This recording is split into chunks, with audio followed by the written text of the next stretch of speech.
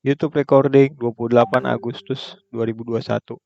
Kali ini saya akan membedah satu ticker truck yang saya temukan kurang lebih 2 minggu yang lalu. Kenapa saya tertarik dengan ticker ini dan kenapa saya fail adalah seperti ini. Pertama-tama saya lihat dari chart daily dia, salah satunya menandakan reversal dengan tanda-tanda seperti ini. Harga masih berada di garis long term dynamic support resistance saya. Kemudian terjadi 3 bar berwarna kuning.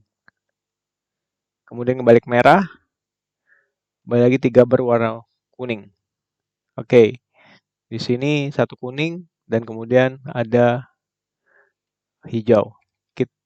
Ini membuat saya melakukan atau mencatat memasukkan saham ini dalam watchlist saya dan saya akan entry. Terus saya hitung dari sini ada 1, 2, 3, 4, 5, 6, 7, 8, 9. Oke, setelah 9 berdasarkan hasil backtest saya pada saham-saham yang lain, saya nyatakan saham ini punya potensi untuk kembali uptrend. Oke, jadi saya bakal ngecek di mana terjadi sinyal beli. Oke, pada tanggal 8 10 Agustus ini terjadi sinyal buy di sini. TP1 di 108 gitu. Stop lossnya ada di 96. Jadi karena ini posisinya berada di bawah garis long term dynamic support resistance saya memakai stop loss-nya di 91. Namun 91 ada di sini, namun beberapa hari kemudian terjadi penurunan yang signifikan. Tutupnya tetap di 95, namun dia sempat menembus low, menembus 91 dan low-nya ada di 90. Jadi bagi saya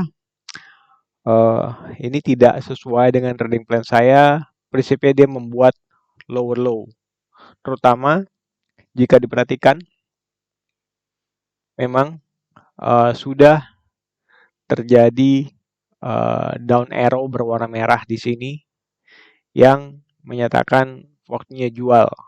Oke, namun karena saya belum profit, saya tetap stay di trading plan saya. Kita bisa lihat ya di sini, setelah down arrow ini keputusan untuk menjual absolut adalah trigger.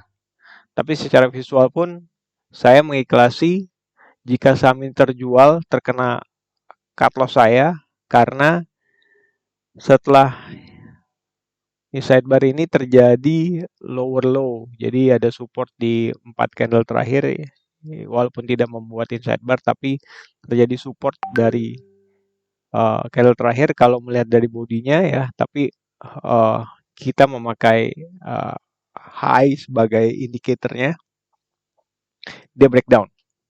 Oke, karena ini breakdown, yang jadi concern saya adalah saya di posisi ini tidak menemukan sinyal baru lagi kecuali waktu dia bergerak uptrend dan ini sangat cepat. Saya tidak sempat melakukan pembelian di sesi pagi.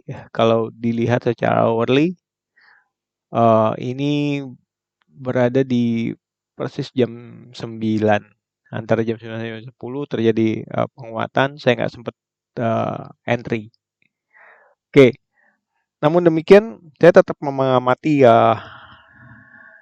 saham emiten ini, truck, itu karena seperti saya bilang, secara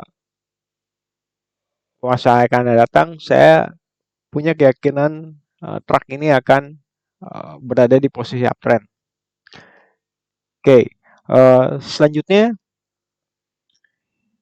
saya juga mencoba melihat dari sisi yang lain, yaitu dari sisi MACD yang sebelumnya saya share dari beberapa video sebelumnya dan saya pelajari. Ini terjadi lower low di sini, tapi kita bisa lihat ya, MACD-nya itu tidak membuat divergen, hampir tidak divergen. Kalau pakai uh, teori yang lain, uh, which tidak, saya belum begitu nyaman ya dengan teori ini sebenarnya. Jadi seperti ini. Sebentar. Terjadi, saya tunjukin. Ini saya amati dari beberapa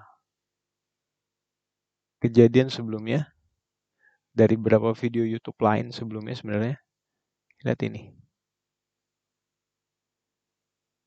Saya bakal perlihatkan. Oh, dan ini juga ada di posisi ini.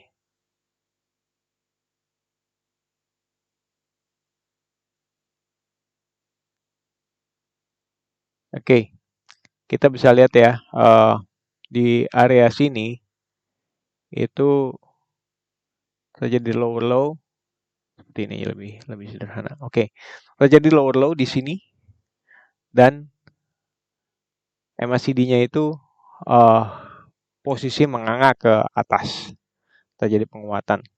Saya nggak tahu ini bisa dipakai apa kagak karena beberapa ulasan di YouTube yang merefer cara penggunaan MACD ini adalah salah satu cara penggunaannya. Saya tidak akan bahas lebih lanjut perihal metode lain karena saya masih harus pelajari, saya harus lebih backtest metode ini. Yang saya pengen tunjukin adalah seperti ini.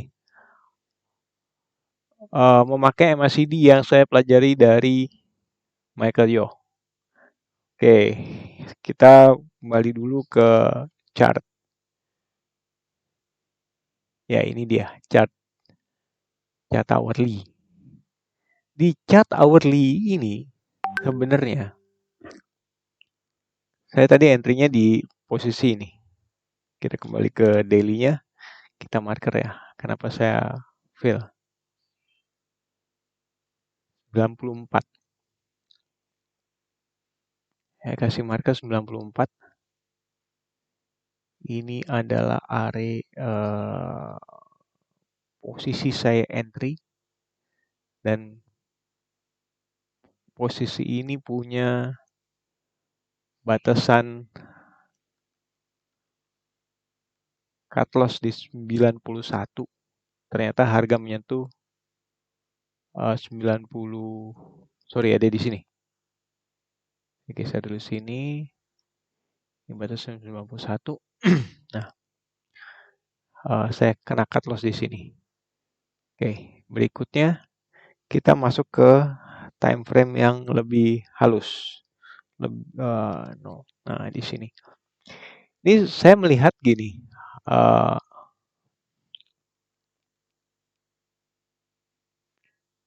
Ada lower low di sini dan ini juga lower low yang sama, double bottom. Kemudian dari double bottom ini yang dikonfirmasi double bottom, saya udah lihat satu divergen pada MACD. Oke, kita bakal lihat di divergen. Nah, divergennya ada di mana? Ada di area ini.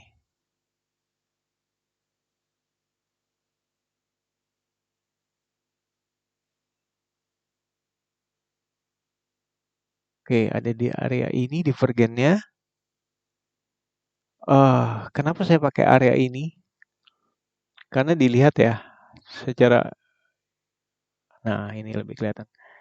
Ini dia membentuk ketinggian yang berbeda, kemudian terjadi timbul histogram hijau di sini. Nah, histogram hijau ini saya coba.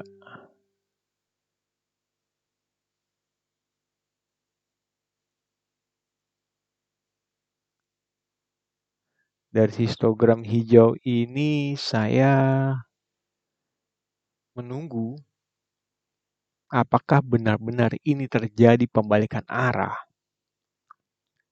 Dan pembalikan arahnya sebenarnya konfirmasinya ada di sini. Maka area ini akan saya pakai untuk entry. Tepatnya di ini yang pertama. Oke, evaluasi adalah ternyata setelah dia hijau, dia kembali ke area, histogramnya kembali ke area di bawah 0, berwarna merah.